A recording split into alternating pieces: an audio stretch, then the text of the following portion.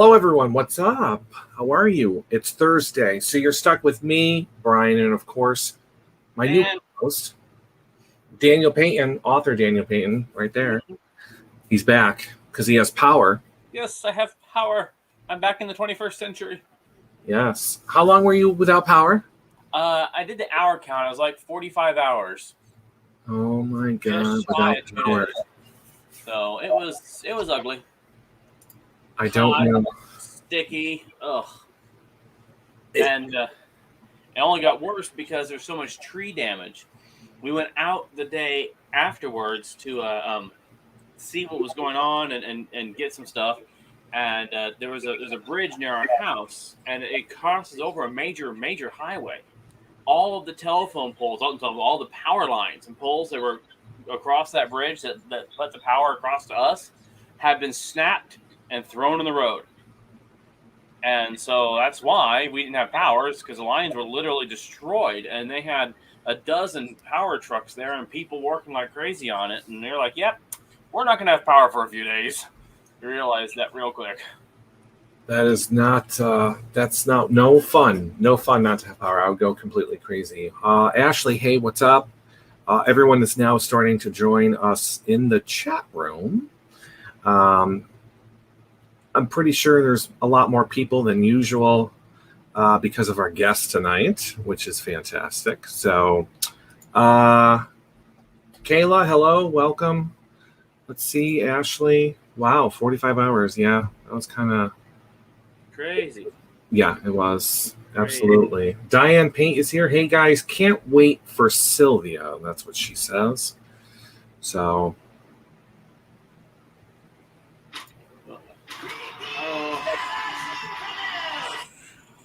Stupid computer. Oh, sorry. so I haven't spoken to you since Before the 4th. before the 4th. Yep. How was your 4th? My 4th was a little bit on the crazy side. Long day. I have a friend who loves to do a big backyard cookout every 4th, and this is my second year of knowing him. So he spent the whole day smoking ribs and doing barbecue, and then so from the afternoon to the evening, I was there with him and all of our friends out there outside enjoying it. It was nice and warm and humid, but fun. But one of our friends, my friend, always buys a large amount of backyard fireworks. You know, the small stuff you can buy. Mhm. Well, a mutual friend of ours, he dropped almost $2,000 in fireworks, shot off half of them on the 3rd, and decided to bring the other half over for this. So he added over $1,000 worth of fireworks to our backyard little display, and it was crazy. Big ones too. You got some big ones. A couple of them you have to have a special license to buy them. Oh, So, and right in the middle of this, we get started with the fireworks, and there's a girl there that's a friend of ours, and she is not standing in the group in the backyard. She's over by the fence with the fence gate open. mm. And I went over and asked her, why are you over here? And she goes, well, one time when I was younger, fireworks display like this went crazy and blew up and burned a lot of people, and so I'm really nervous around it. I have to know as soon as something bad happens, there's a way for me to run. And I was like, okay, I can understand that. She's been scared. And then halfway through this, the guy brought their boxes that you light a fuse and the box shoots mortars up. Well, right towards the end, one mortar blew up inside the box, knocked it over, pointing straight at the crowd. But the other one, and this was actually kind of the saving grace, the other one didn't shoot out. It also blew up in the box. And so it just shot the sparks straight out. Those can burn you, but not as bad as the explosion if you're right in the middle of it. And I looked up as this happens because I see her just run as soon as the first one goes off. I'm like, what in the world? I look up and see a streamer of sparks go right by my face. Didn't touch me. And then I'm like, oh my God. I look over to the group where it just shot straight at. Didn't hit anyone. Everybody was okay. So I was like, geez, that was a close call like a dozen times over. And fortunately, nothing else bad happened. But I've never had an explosion like that on the ground level when we're that close. Half the group walked across the street to the neighbor's yard to watch to get that much further away. Right. Otherwise, it was a fun night. I mean, we were there until midnight doing fireworks and just having fun. This kind of group of people, none of us drink, so nobody was drunk. There's no alcohol in this, but just lots and lots of fireworks.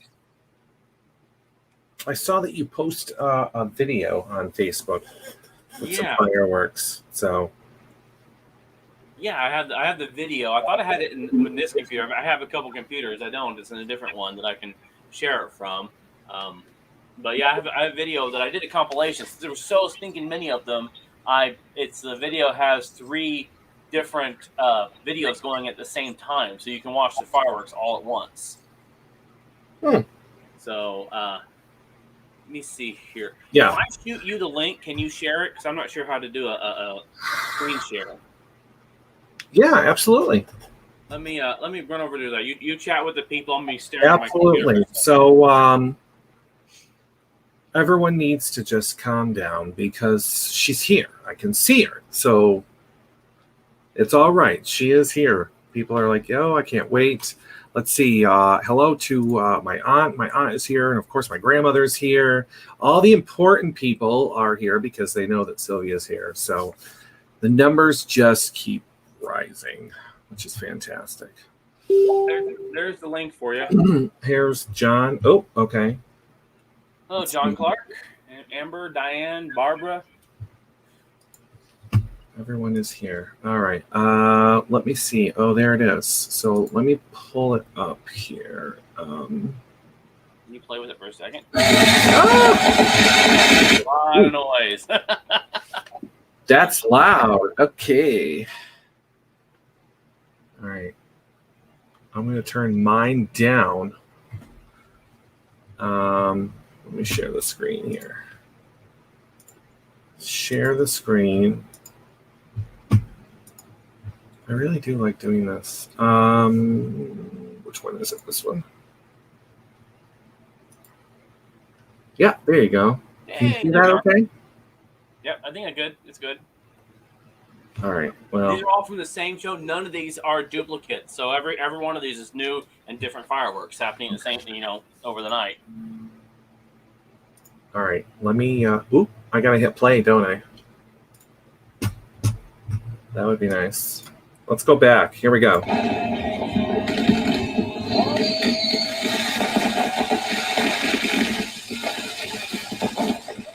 If you watch towards the end of the video, the screen on the right side, you'll see when the fireworks exploded sideways.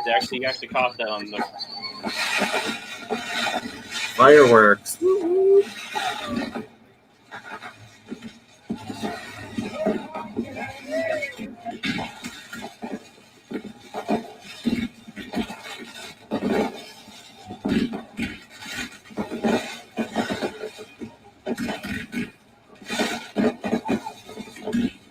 That's a lot of fireworks. Yes, it is. I've never had a backyard show as long as this one. I think it's longer than your standard show for a town. Wow. How come this doesn't happen in my yard? Well, my dog doesn't like fireworks, so this would not happen. This just would not happen. Mine's okay with them, but outside I don't know how well she would do. Woo, fireworks.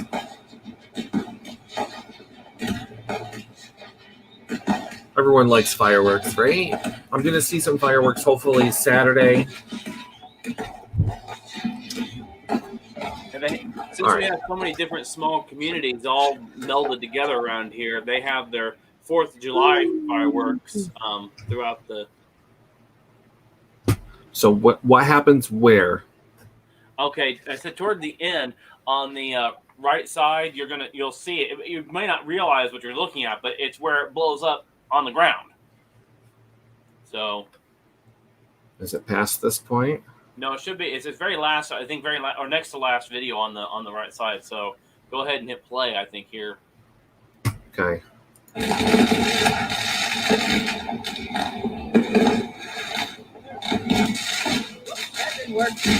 That right there.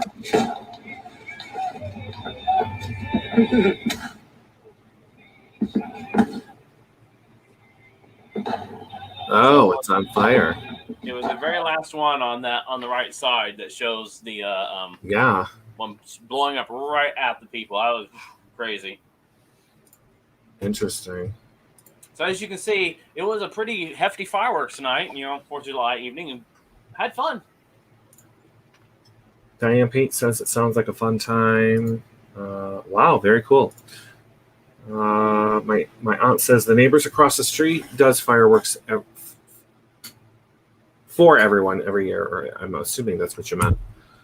We have in my neighborhood back in Tennessee, we had people who were from the Philippines and some people who were from I can't remember. It was another country that they have all kinds of other festivals and holidays they like to celebrate, and they always celebrate with fireworks.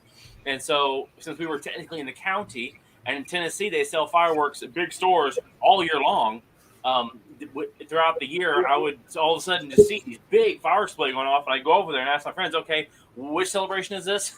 And then sometimes it was just basically like 4th of July and Christmas and stuff, but other times it's just festivals and feasts and stuff for their own, and it was fun. So there seemed to be throughout the year quite a few fireworks. Very nice. Just seeing that Sylvia's having some technical problems. So I think what I'm going to do is hopefully bring her on. I don't see her just sitting there listening anymore. So, yeah. Anyways, a lot of people watch it every year. They have a big field. Yes, that's the one across the street. So, okay. Well, I'm glad you had a good 4th. I worked. That's pretty much that's what I did.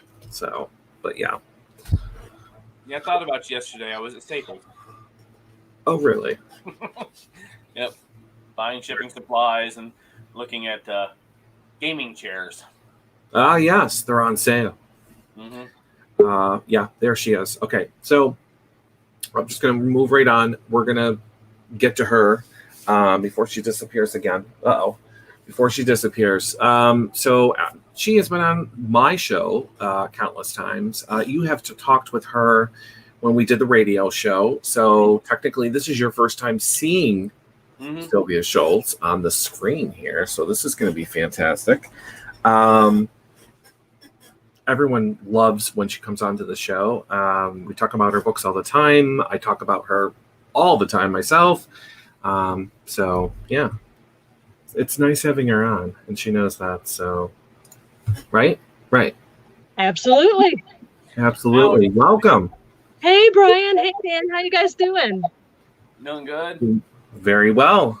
Excellent. It is beastly hot here, so if you don't mind, I've got my fan. So. Yes. Yeah. There you go. See, all on the same page. Uh-oh. Yes, I have friends in Okinawa who call this Japanese air conditioning. Afraid we're losing you here. Uh-oh. Am I losing you again? Yep. She froze there. Uh-oh.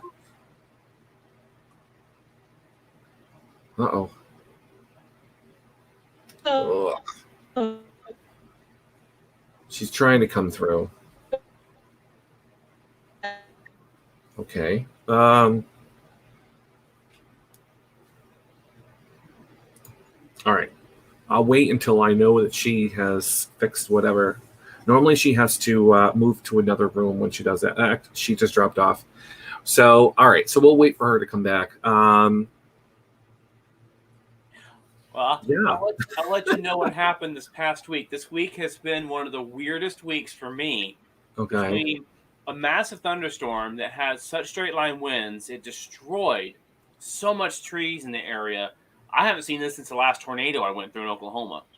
And so 45 hours without power, which was the longest I've ever been. Even through all the tornadoes I've been through, that's the longest I've ever been without power. And thank God it wasn't too hot outside, just really humid. Mm. And then we get the power back on, and I have a bucket of things I need to get done by Sunday. So Saturday, I'm rushing around and doing cooking.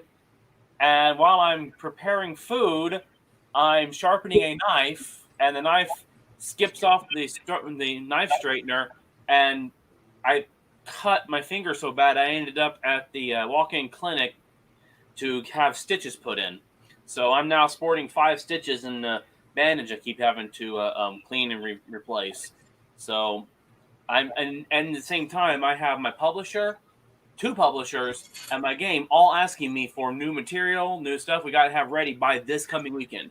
So I am writing and drawing and working like crazy and doing it with 9 of my 10 fingers. Oh boy. But the good news is we are on our way to getting Earth's Last Starfleet in print. Braxton is really excited about it, and the guy who did the artwork for the cover for the first book, we got a hold of him, and he wants to come and do the artwork for the second book. So very nice. So good news there. We got, I mean, all the writing and work I'm doing with the publishers and all this is really good. I got comic books that we're planning to do Kickstarters for. I've got 2 or 3 books coming out before Christmas. Lots of stuff, but that just means loads of work for me. I can't wait. She was there. She kind of popped away, so we're just waiting for Sylvia Shults to kind of pop back in. This usually happens, unfortunately. So she'll come back. She'll be on the show, hopefully. Yeah. There she is. I'm just going to click it. Okay, I'm back. I don't know what's going on. We have got gremlins. Oh, Okay, I hope not. we can hear you now. We can hear you. Yeah, and we can see you pretty good too. So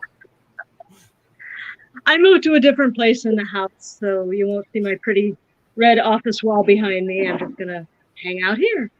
okay, Don't drop again. I hope not. All right, so you're here. So what's been going on? How are you? I am fantastic. I am working on and waiting for another one to come out. I have Days of the Dead, a year of true ghost stories ready to go. And I am waiting on the publisher. I turned it in February, and I'm working with a new publisher on this one. Okay.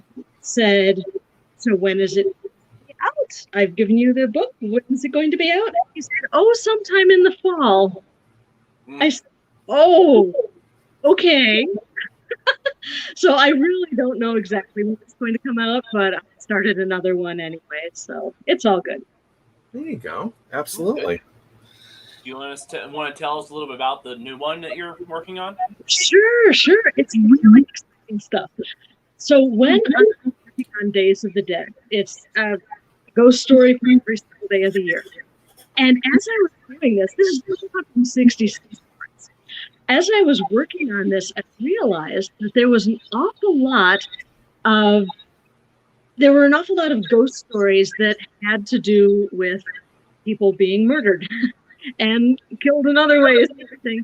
So I thought to myself, how about if I put together a book of true crime stories that happen to have things attached to them?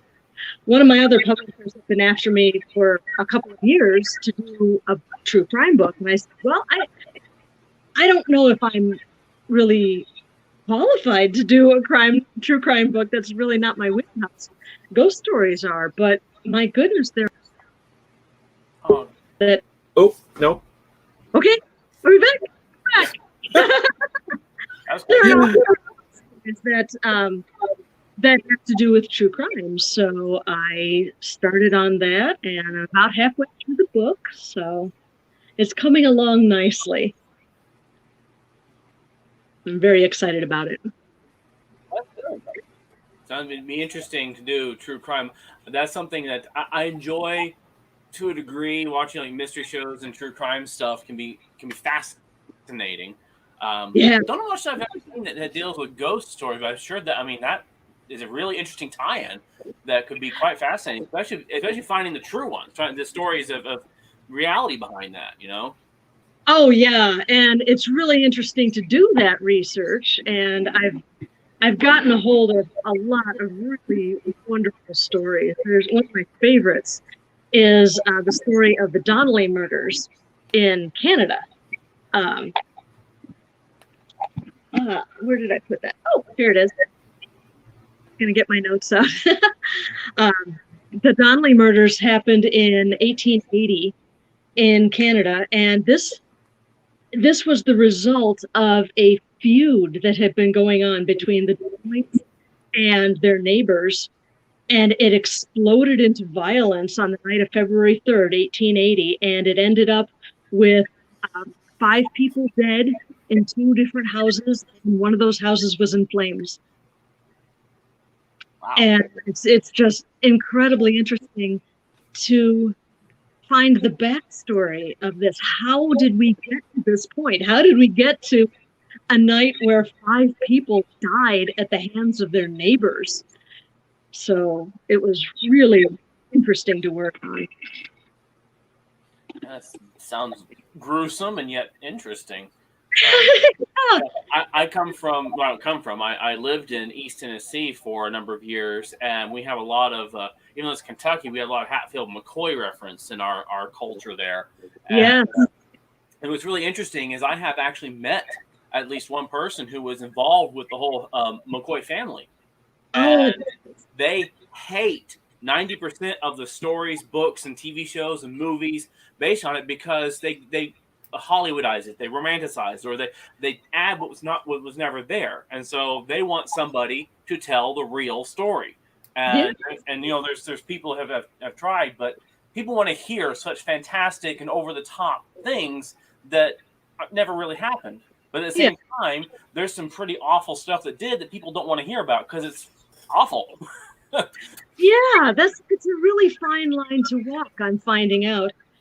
Do you tell the truth, even if it's not really sensational? But then there are other stories that the truth is sensational and the truth is gory and gross. And there are some people that are still alive that this affected. So how far do you go?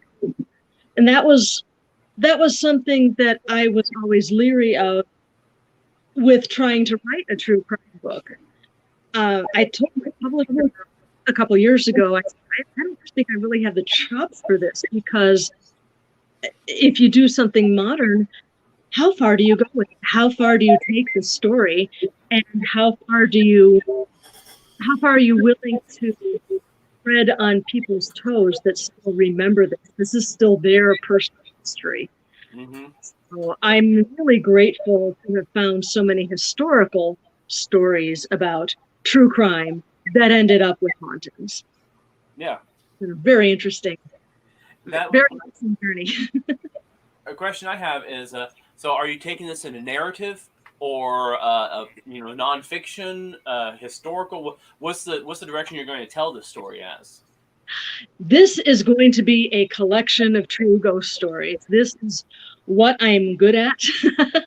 There is definitely a place for narrative style, but what I really enjoy and what I think my readers really enjoy is, here's the story. This is the history. This is what happened. And oh, hey, there are ghost stories attached too. So I do tend to write in a very straightforward style, using facts. This is what happened, and it's just a fascinating story in of itself. And then you add the ghosts into it, and it gets even better. So I'm very, very pleased to be able to offer my readers that. The historical part is what really interests me, as well as the ghosts. Well, I think thinking about this, and also thinking about the book that we talked about before, and forgive me for forgetting the title. It was the one about the Peoria Mental Hospital. Yes. There have been 3 books written about the Peoria State Hospital: Fractured Spirits, Fractured Souls, and then 4 Years in Darkness was about one of the patients at the Peoria State Hospital. That's what I'm thinking of. And one of the aspects that I love about that kind of book and this is you're able, even if it isn't sensationalized or spectacular, you're telling the truth. And some people will be happy, family, friends, people are looking at this and saying, this is really what happened. not that, not what you think. This is really what happened. Someone is finally telling the real story. That's what I aim to do. Yeah. Yeah, there are, when you say haunted mental asylum, you can really get the wrong impression sometimes.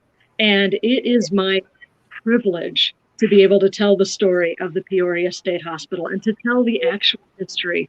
This was a place of caring and compassion, and I'm so joyful to be able to share that.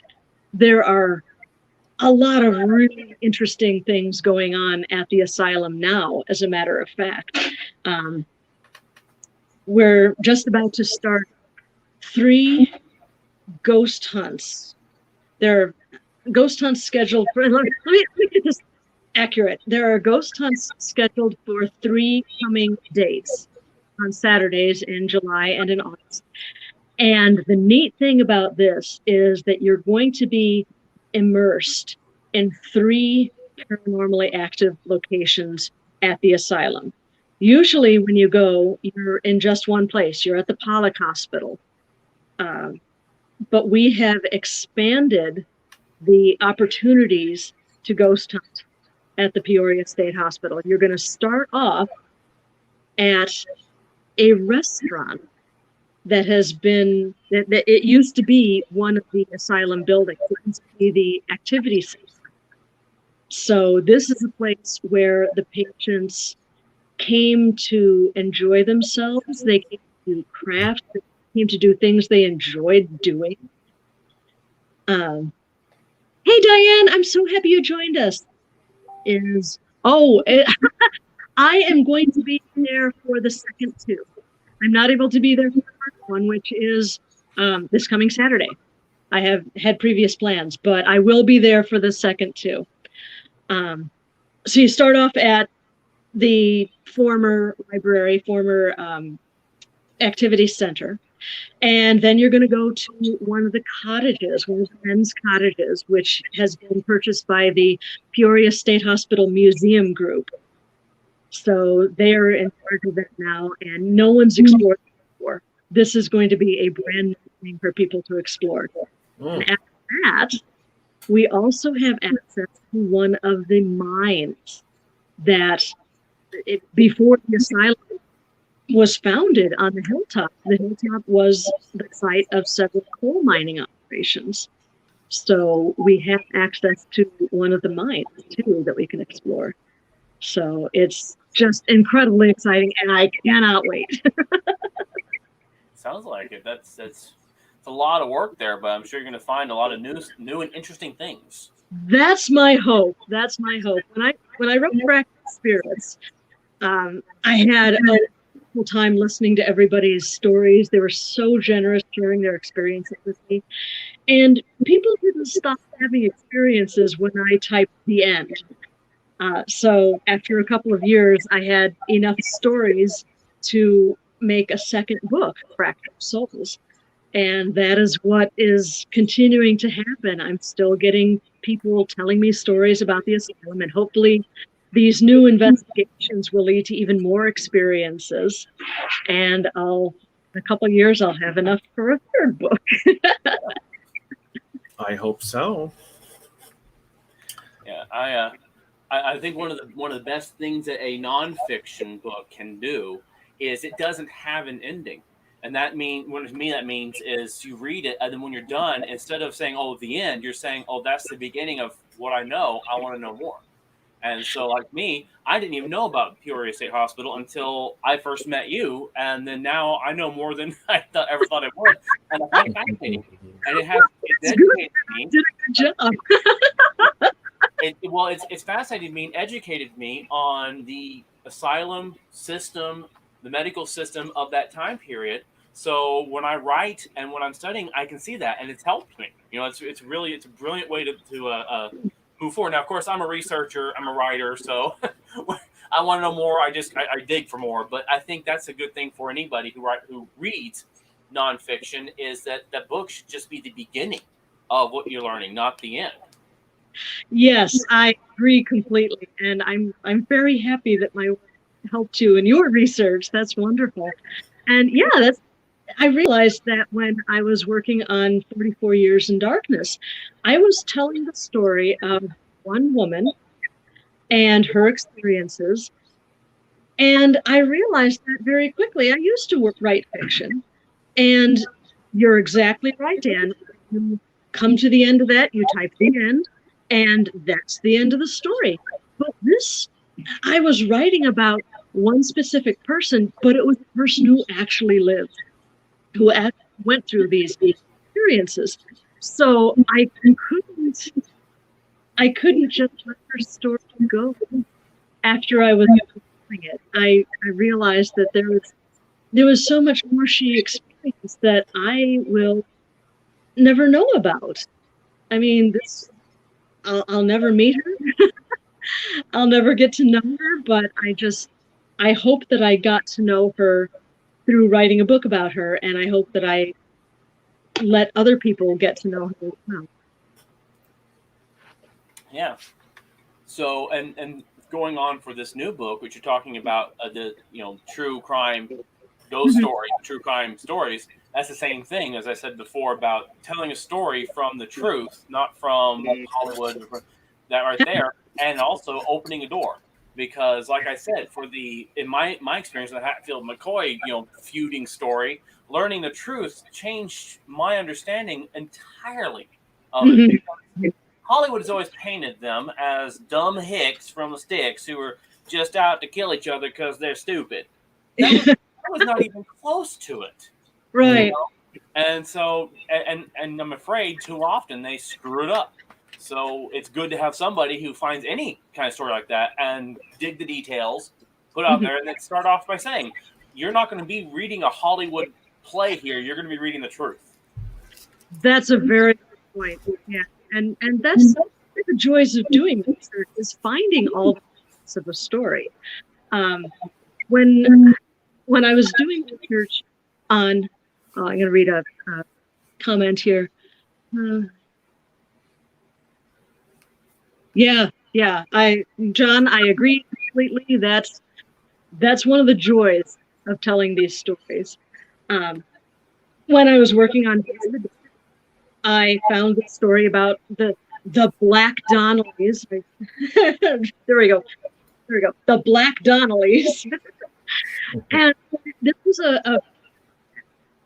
a story from Canadian history that the Donnellys were. That's all the information I found at first. Was this murder happened on this date? So many people died, and the reason that they were killed was because the neighbors didn't like them. Well, my neighbors hate me. so I'm like, I know for an absolute, complete 100% fact that there's more to the story than that. Because there's more to my story than the fact that my neighbors hate me. So I did some digging, and it was really fascinating. Yes, they're known as the Black Donnellys. Yes, they had a bad reputation as troublemakers, but they were not the ones causing all the trouble. It was a lot of different facets in this story that all came together in this night of violence that ended up with violence spread. So, yeah, going back, and this feud went back decades, and in fact, it went back generations, back to Ireland, where the Donnellys came from, because it was a whole Catholic versus Protestant thing that began decades, but a couple of centuries before the Donnellys were born. Tracing that back was really fascinating exercise. So this happened, you said, in Canada? Yes, in London, Canada. Have you traveled there, or are you going to travel there? Oh man, I wish. I wish I did, and I did an interview with somebody from Canada, and he's like, "Oh my gosh, that's like half an hour from where I live." And I said, "So you've been there?" He says, "Oh, I've been there tons of times." I'm like, "Oh, that is so cool." Yeah, amazing the people you meet when you do this. Yeah. Oh yeah. It would be interesting, I think, to go there while you're working on this and get some of the anything local that still lingers about this. That is the fascinating thing about getting to do writing like this, I have been to the Lizzie Borden house. Mm-hmm. And I've investigated there, and that's going to be one of the stories in probably the second of the series. But yeah, it's always a treat to be able to get that personal take on the story that you're writing. Yeah, I was working on a book years ago for a fantasy series that's now unpublished, but the story has part of it in St. Louis, Missouri, and out of sheer coincidence, I ended up in St. Louis, Missouri, in the middle of writing it. So, Nice. and the fun thing about that experience, I say fun, I'm glad I wasn't arrested. Was, and this is fantasy, and in this story, the bad guy ends up destroying the arch in St. Louis and does an amazing amount of damage to the river. It's big magic battle. So I am in the Jefferson Memorial Freedom Park area and talking to a park ranger. I'm looking at the big arch and just kind of gauging it, looking at the buildings. And he comes over and says, can I help you? And I'm like, oh, yeah. How tall is this? It's so tall. I'm like, oh, really? Okay. If this fell over this way, which buildings would it hit? He gave me the funniest look. The crazier thing is that I just looked at him and said, oh, I'm writing a book about this. Oh, okay. Well, if it fell this way, he just totally gave me anything. I could have said, how do you bomb this? Oh, just right there. You know, I feel like, dude, all I said is I'm writing a book. I love a writer because you can research the craziest stuff. Mm-hmm. Nobody will blink an eye. You just say it's for a book, and they're like, oh, yeah, they're completely helpful. You can order any book you want to on Interlibrary Loan, and your coworkers don't think anything of it. I'm the one who sits in the library break room reading the Merck's Manual of infectious diseases, you know? And everyone's, oh, working on another story? Yeah. Well, okay. I mean, online, I just posted the question a couple years back. I said, how would somebody die and what kind of way if they swallowed glass in liquid? And people were just throwing answers out at me like, oh, this is how you... I'm like, okay, I'm not personally going to murder anybody, but, you know... Yes, and I discovered in my research that actually poisoning someone with ground glass is really, really, really, really hard to do because you have to grind the glass extremely fine so that it doesn't crunch between people's teeth and they know it's there. I mean, they're going to, if it's any bigger than a grain of sand, they're going to feel it and they're going to realize it's there and they're going to stop eating food. And if you grind it much finer than sand, is not going to do anything. So that's why more people are poisoned with ground glass, I think. Which is the best hunt that you have done. Oh, wasn't that me? Probably. Okay. Oh man.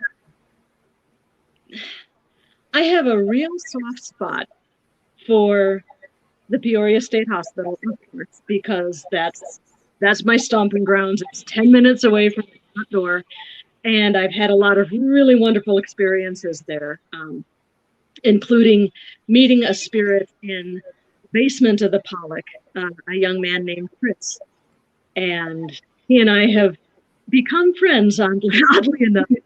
I'll tell you guys, the most amazing place just recently. It's called Malvern Manor, and the reason it only became known as Malvern Manor in the past few years. It started off as the Cottage Hotel in the 1880s, and in the 1950s, it stopped being a hotel and it became kind of a care center where people with developmental disabilities would live, people with addiction problems would live there. And that's what it was. It was the Nishna Cottage for quite some time. And it only closed in 2005. So it's not been closed for very long. But the people who bought it after 2005 realized that it is resplendently haunted. There is a lot of activity here. I visited it last May of 2019, on my way back from the Villisca Axe Murder House, because it's very, very close. It's 15 minutes away.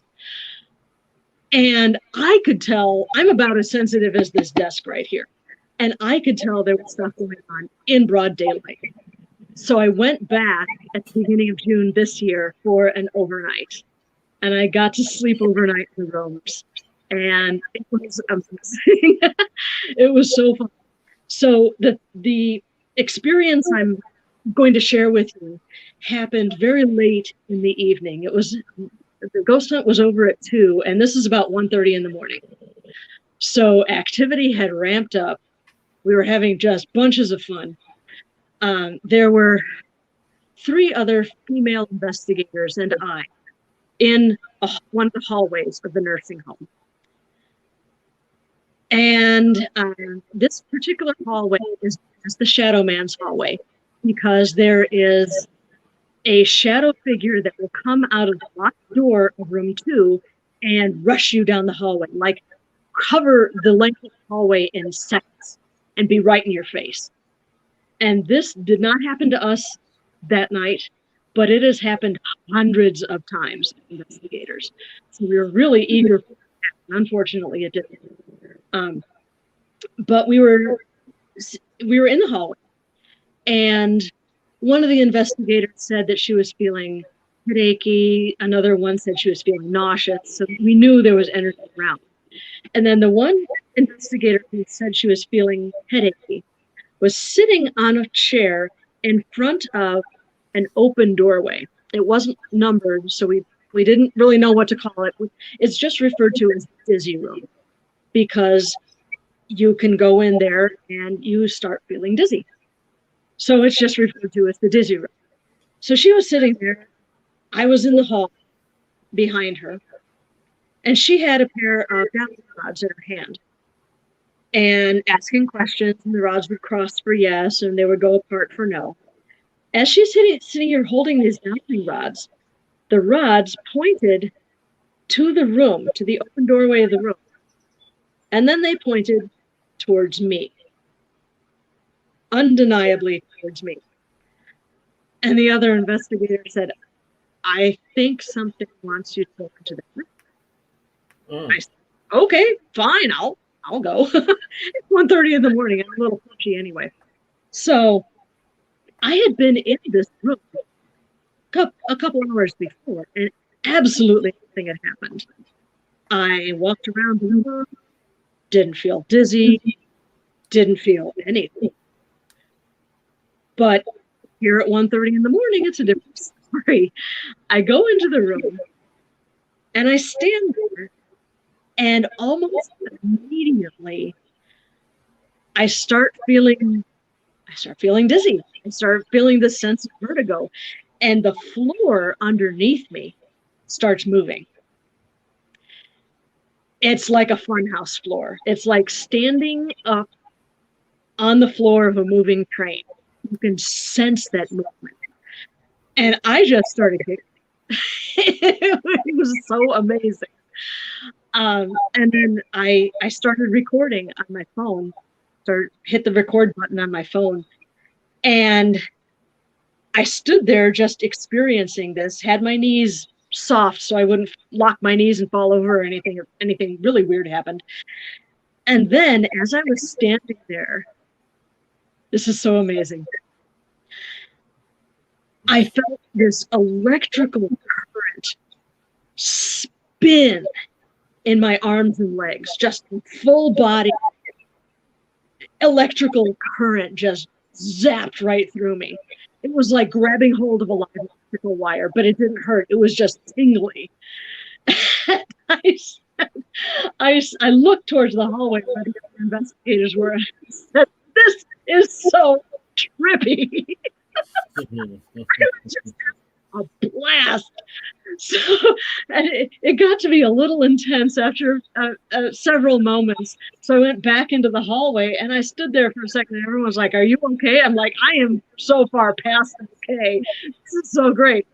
And I was like, what am I doing out in the hallway? I need to be back in the room. So I went back in there, And I looked down at my phone, and my phone had shut itself off 12 seconds into the recording. It captured none of my reaction. I was so mad. So I turned the phone back on, made sure it was recorded, and I said, "Do it again." And it didn't happen again. The floor was still moving, but I never get that amazing thrill of electricity again like I did that one time. It was just that one time thing, and it was so amazing, and it was really, really incredible. Wow. Yeah, lots and lots of energy in that building. So yeah, and then as I said, we closed up the ghost hunt at about 2:00 in the morning, and I went upstairs to one of the patients' rooms, and I slept there for a while. The room I slept in was Susie's room. Susie was a middle-aged woman who had the mentality of about a girl, and she loved her favorite color is pink. So people will bring her pink toys, they'll bring her candy, and they'll bring her coloring books and crayons and colored pencils and whatnot. So I actually had to move a boatload of coloring books off of this mattress so that I could lay my sleeping bag down on the mattress and go to sleep there for a while. And it was really, really hot. It was the beginning of June, but it was just beastly hot on the second floor of this building, which is where this room was. And that was good, actually, because I could tell myself that all the sounds I was hearing from the hallway were simply the result of the building contracting in the heat. But that didn't explain the footsteps that I heard out in the hallway. And it didn't explain the woman's laughter I heard in the hallway while I was trying to sleep. So, yeah, that was fun. Good time. A lot of people brave enough to sleep in that, but it was wonderful. I will admit that I slept with my glasses on, and I slept with my flashlight in my hand with my thumb on the button. You know, I never asked you. Did you ever find out if there's spirits in your house? Did I ever ask you that? You have not asked me that. Okay. I think spirits come to visit every once in a while. There's no evidence of a continual haunting, which is fine with me. I do think that spirits come to visit me every once in a while. There is a really wonderful way to find out if there are spirits with you. Your body, your own human body, is one of the best investigative tools that you have. And a fellow ghost hunter taught me this trick. She's a psychic medium, and she taught me this. If you stand in the middle of a room, wherever, just plant your feet so that you're standing comfortably, and you say something that you know to be true. Say, I really like banana splits with chocolate ice cream. You can feel your body tilt forward like that. Then you resettle yourself and you say something that you know to be false. Like I can say, I really enjoy eating pasta with squid sauce and mushrooms. And you can feel your body tilt backwards like that. So that gives you what you know to be true and false. Lets you know how your body is going to react to something true and how your body is going to react to something false. So if you're in an environment and you don't have any other equipment with you and you are curious as to what's around you, you can settle yourself and you can say, are there any spirits with me right now? And if you tilt backwards, no. And if you don't tilt at all, that's a no, because there's no energy there to affect your body. So there was one New Year's Eve that we had company over and we were eating a plate of nachos and we were just enjoying each other's company. And one of my cats was staring at the corner of the room. And because I was there and because everybody knows me, everyone's like, oh, the cat probably sees a ghost. Ha ha ha. And I was like, oh, yeah, ha ha. I just kind of laughed it off. But then I went to the kitchen. I excused myself. I said, I'm going to go get another glass of wine or whatever.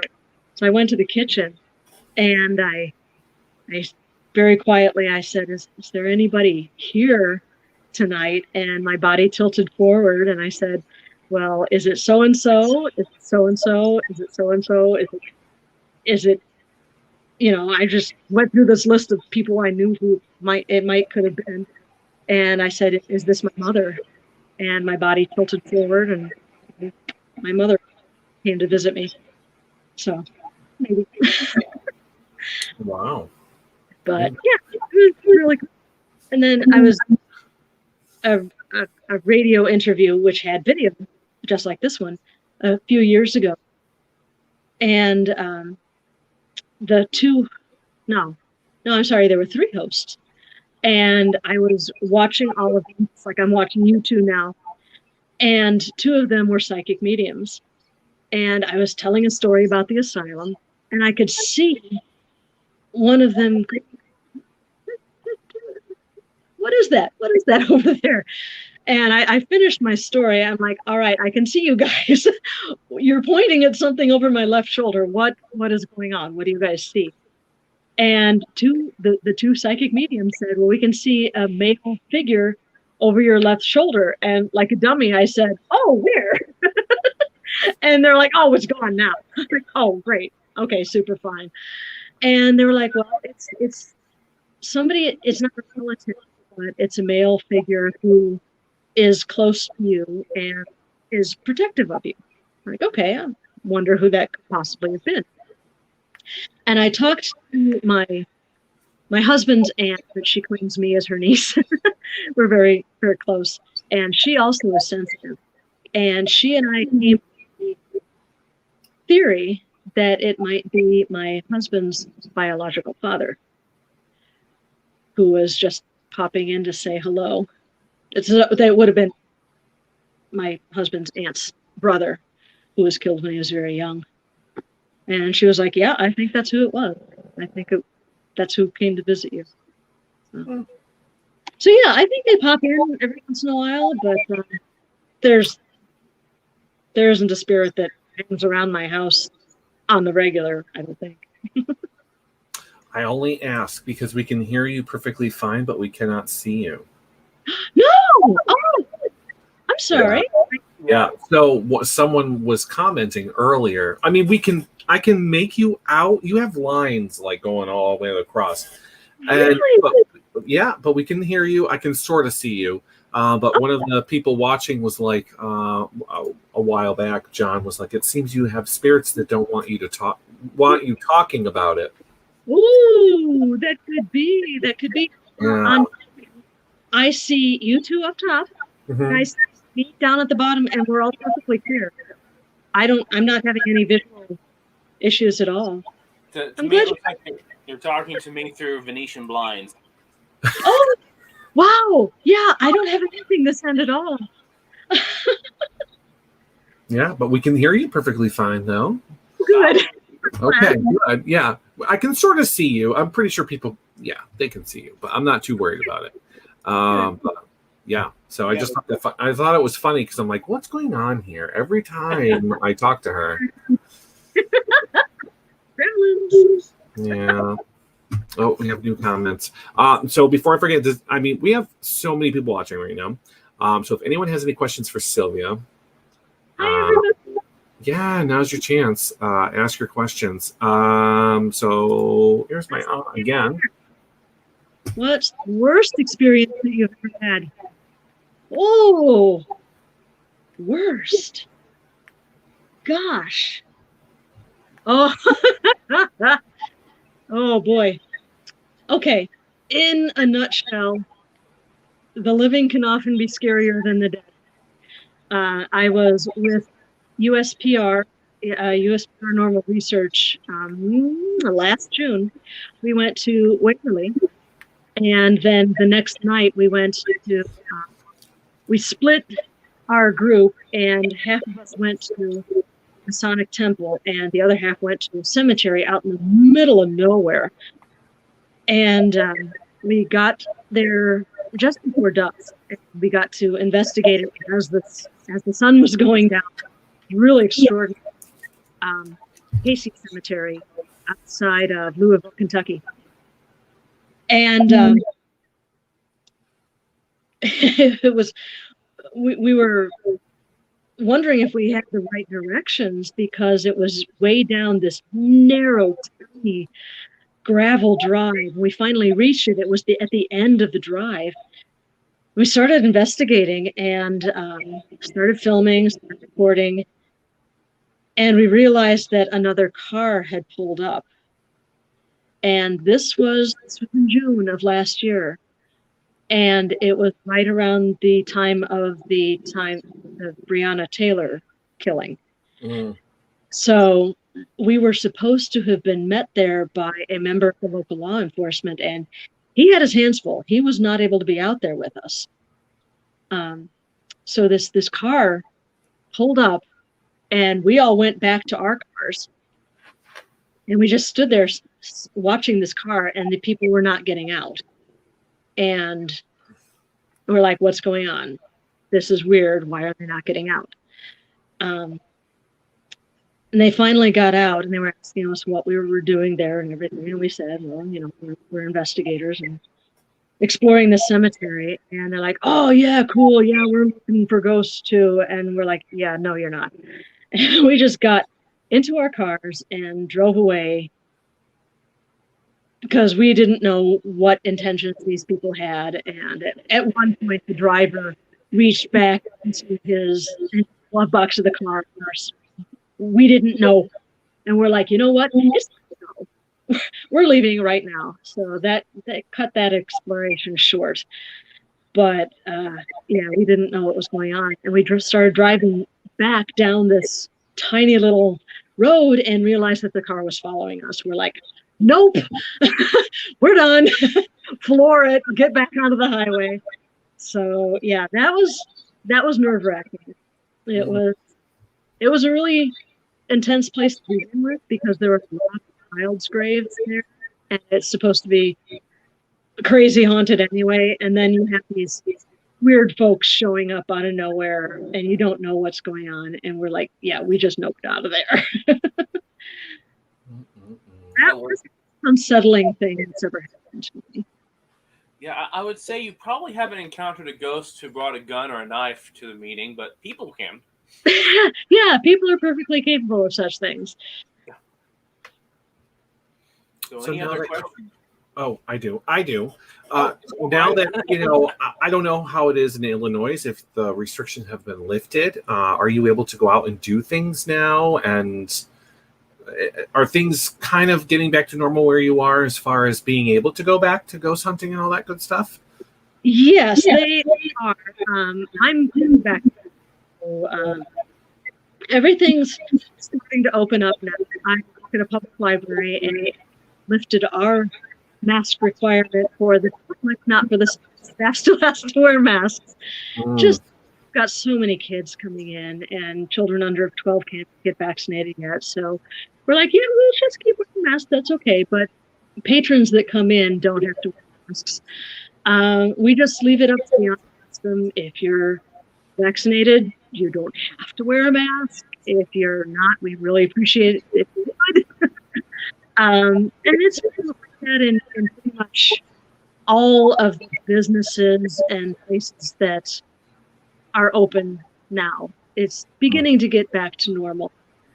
And I went to Malvern Manor at the beginning of June, and it's a pretty big place, so we were able to be far apart from each other, and I think pretty much everybody there said they were vaccinated anyway, so we didn't have masks on.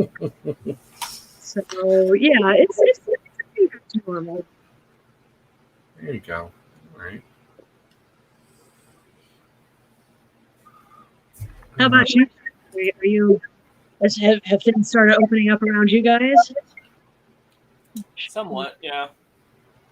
I'm in Michigan, so we locked down pretty darn hard here. So Yeah. there's still some stuff you can't do, but for the most part, they've opened up a bunch of things. And Okay, John has a really good observation here. I think you should replay this when done. Hear an echo, but also something else in the audio. So there are people that are better than I at catching EVPs when they go past. I can catch most of them, but there are other people that catch other voices. So thank you for noticing that, John. Yeah, I would relay a story here that I found. I find it funny, but it unfortunately undermines some of the what people might teach. Is that there was a couple back in Oklahoma that started hearing voices on the channels. This is way back in the early '90s, so before HD television, before all the digital stuff, and it was a snow channel. It was one of those channels that didn't come through with anything. And they were hearing voices. They were hearing voices through it, and so they started trying to record it. They couldn't get it. They started a religious cult that would meet in their house to listen to these voices. Oh. Then a professor from the university came in because someone said, I don't understand what this is. Can you at least tell me what the channel is? He went and did the measurement and then retuned the channel. They used a satellite dish. The satellite dish was accidentally slightly tuned to a military channel, and they were getting in some of the air traffic stuff from Tinker Air Force Base. That was the voices they were hearing. And so this whole cult had formed around air traffic controller talk over snow and television. I was like, So, that's hilarious. So when I hear people who are like, I hear voices through my electronics, I always think back to that. I'm like, okay, you have to be really certain before you say that. Okay, please be certain before you make a big deal out of that. Do your due diligence. There was a group that I belonged to in the Peoria area that I was not alone on this investigation because I had to work that night. They went through an investigation down in Springfield, and the woman had called us and said, there are ghosts in my bedroom. I hear voices. I see things. And we went and did the investigation. Well, the group went and did the investigation. I wasn't able to go. And they found out that there was very high reading of energy, electronic field energy in her bedroom. And they said, we would suggest that you get your bedroom rewired. And she did, and she never had problems with the spirits again. That's all it was. It was really high, just messing with her senses.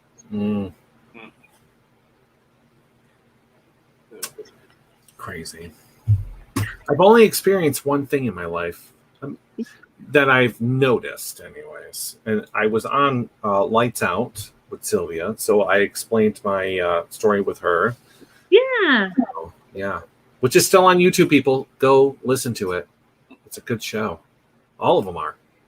So, yeah. Yes, I just posted the 100th episode. I was very excited about that. So, yeah. Ooh.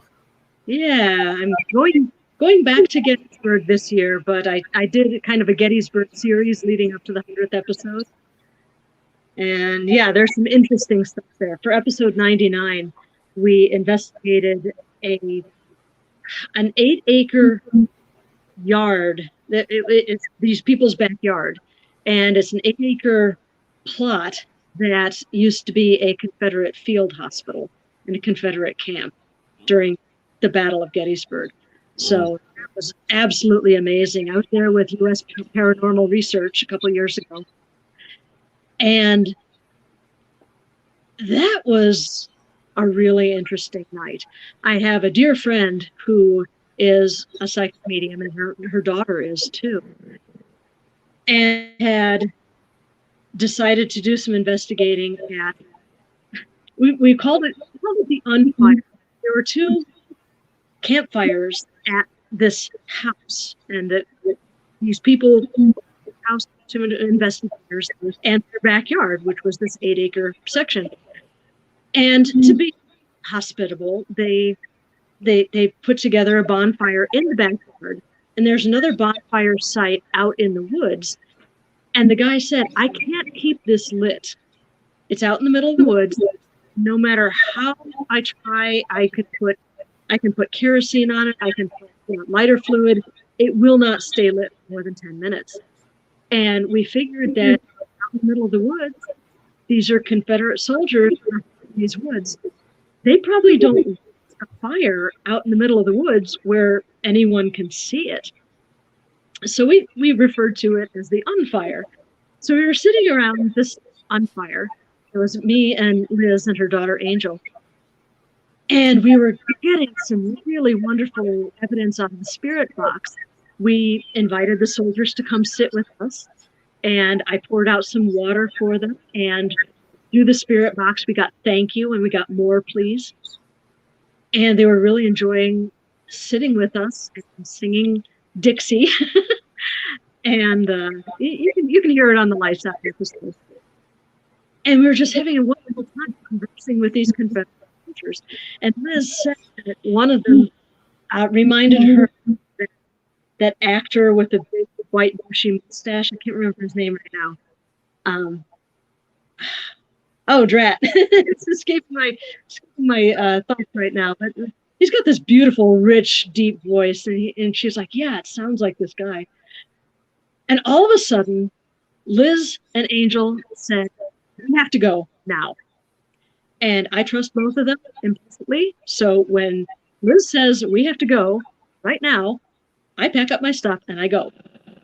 And I led them out of the woods. We found the trail. We went back to the backyard where the bonfire was burning.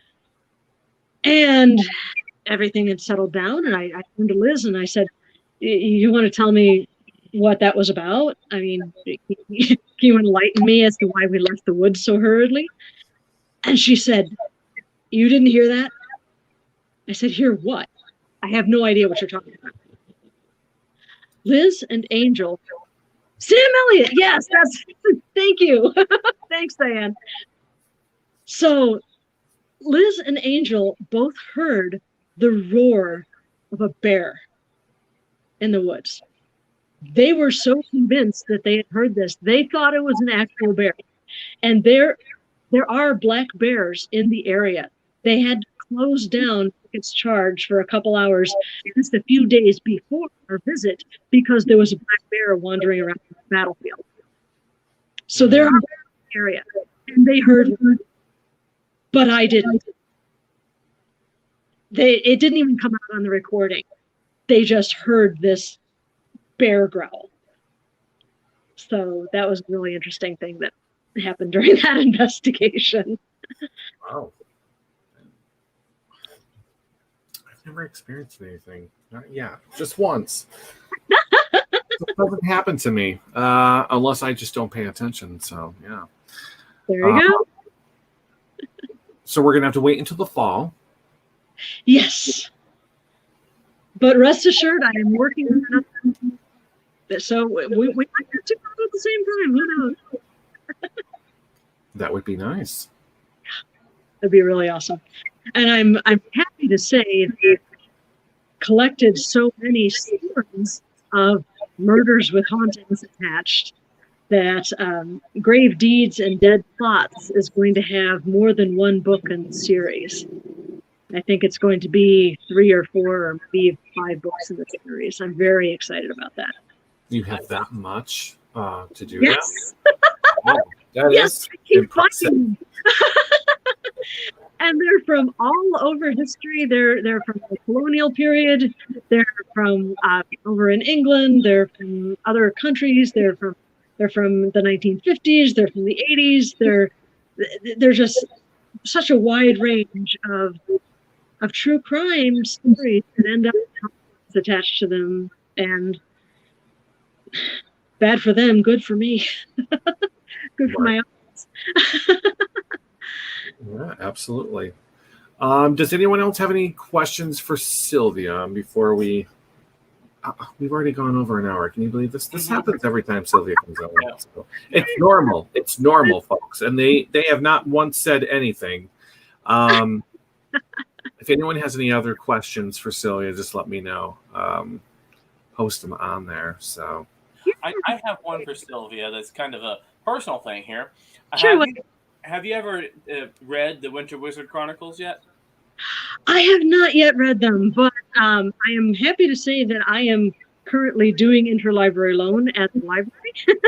So I am in a position to get those from another library. So I will definitely look those up. Well, I just want to say, because I put the character of a ghost named Sylvia in this book, and I was fascinated to see what you thought of the character in here. I will definitely look that up.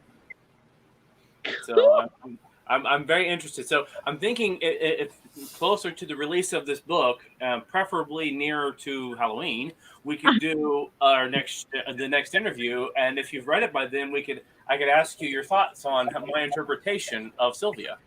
That would be so cool. That would be. Everybody knows that I'm willing to give you an e-copy if you have an e-reader, because since you're in it, you definitely deserve a copy. Well, thank you. Yeah, I can. I've got Kindle set up on my tablet, so yes, I'd love a copy. Thank you. Oh, yeah, well, let me off here on Facebook, and I'll tell you what you need to do, and I'll send you a copy. Thank you. So I don't know if we have any more questions. So yeah, no. I don't think I do. Everybody knows that she's going to be coming back towards. I mean, it's a thing that happens every year. To talk to her before Halloween is a treat. So, and then people just have to wait until fall. That's usually what happens, I think. Yeah. So that's about it. Well, it was a pleasure talking with you again. Thank you. It was a real joy to be on. Thanks for having me on. Yeah, I think people just kept asking, and of course, paranormal is one of the genres that people have been rooting for. So I figured we would kick it off with, Sylvia Shults, and of course, everyone's okay with that. So, and I am delighted to join you anytime you ask. Absolutely. And thank you so much for everybody who's in the chat room. Thank you for tuning in. Mm-hmm. Absolutely. Oh yeah. Thank you, Valerie. Thanks. I'm glad you enjoyed it. Thank you, Amber. Yeah, everyone is saying. But before we go, so I'm joined in. Thanks. Yeah, it's always good to see Diane. So yeah, everyone is pouring in messages. So so before we go, Dan had some other exciting news for a show that's going to be coming up. Yep. That people are going to want to pay attention to. I'll make sure to let everybody know about it. So I have been telling people of the possibility of actor Jeremy Roberts coming on to the show, who I can't wait to talk to because he was in Star Trek movie and TV shows, but he's been talking with you. Mm-hmm. So this is very exciting. So I'll let you talk about it. Oh yeah, we'll be definitely making more announcements about this. I've talked to Mr. Roberts over the past 2 months to get him, around to figure out when we can have him on the show. So on August 12th, at this point, that's the plan. On August 12th, he's going to be our special guest. And for those of you who are scratching your head who may not know who he is, if you've ever seen the movie of Sister Act, he was in that one in the bar scene. He's the one who plays the jukebox. He played in Herbie Reloaded in 2005. He has played in 113 different acting credits over his acting career. Wow. And of course, the one that we want to talk to most because of Brian and I is Star Trek. He played in Star Trek, the 6th movie, and he played in an episode of Star Trek Voyager. So as Jeremy as Valtane on the Excelsior. So we're going to have a lot to talk about with him, and I'm excited about having him on. That is magnificent. Yep. It is. I'm It my is. magic. I've got a few connections with famous people because of all the Comic Cons I end up doing, and I'm trying to make it pay off. That is super cool. Which reminds me, I did a Comic Con a while back, and the people right next to me they did a podcast. They were ghost hunters and did a podcast. And as I'm sitting here listening to them talk right before they pack up to leave, they say, "Yeah, I'll meet you in Peoria." And I was like, "Did you say Peoria?" And I said, "Where are you going?" "Oh, the hospital." I said, "Okay, I know about this." Nice. Do you remember who it was? Not off the top of my head. It's been a while back, but I did stop them and recommend your book to them because I was like, "You got to read this. You got to read this." Mhm. Thank you, Dan. That was very exciting. So, okay, I think we have definitely run over time tonight. Yes. It's always a good thing. So we can thank Sylvia for coming on tonight. Thank you for being Yes, here. thank you. And you always Thank make you it for fun. And yes, you're more than welcome to come back. We're looking forward to that, especially closer to when this book comes out, so we can talk about it and look into it and talk about other stuff, of course. Yeah. So I'll say good night. Okay. All right. Again, Sylvia, thank you for coming on. I will be in contact with you for our next time. And we'll go from there. So good night, everyone. Thank you for watching. Don't forget to tune in to us next Thursday for Dan and I, and then of course tomorrow. Tomorrow I've got my little show I'm doing. I'm trying to actually move it to 8:00 instead of 9 because that's kind of working time wise better for me. So my show will be going live at 8, but it's always recorded. So if you miss it, you can watch it in the recording. You're going live at 8. Is that what you said? Yeah, 8:00. 8:00. All right. I'm trying that out for a bit, seeing how well that works. Perfect.